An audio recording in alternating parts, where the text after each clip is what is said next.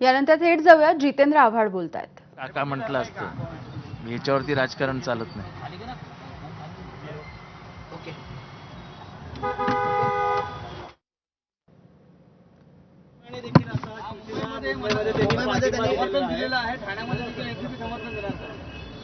महायुतीला समर्थन दिले रावरांनी.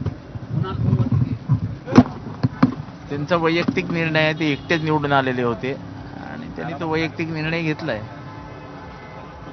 काही प्रलोभनं दिली जात आहेत का, किंवा आपल्याशी काही चर्चा त्या ठिकाणी आपल्या पक्षाशी काही चर्चा झाली होती का त्यांची याआधी? नाही, मला काय काय मला प्रलोभन देणं, मला काय प्रलोभन देणार? तुम्हाला नाही, रावरांना प्रलोभन. त्यांचं त्यांना विचारा ना, मला काय प्रलोभन देणार? तर बजरंग सोनवणे म्हणतात का अजितदादांच्या विमानात बॉम्ब होता का, असं त्यांनी प्रश्नचिन्ह उपस्थित केलेलं आहे. असं देखील ते म्हणाले. संशय व्यक्त केला त्यांनी. बजरंग सोनवणे हे बघा, संशय व्यक्त करणं हा प्रत्येकाचा अधिकार आहे. संशय कोणाला कशाचाही येऊ शकतो, त्याला काय करणार आपण? पण याआधी अमोल मिटकर यांनी संशय घेतला होता की कोणतरी उडी मारत होता, मात्र तो सरपंचांनी खोडून काढला. त्यांनी प्रत्यक्षरित्या तो बघितलेला. नाही तर कोणीतरी संशय घेणार, कोणीतरी तो खोडून काढणार.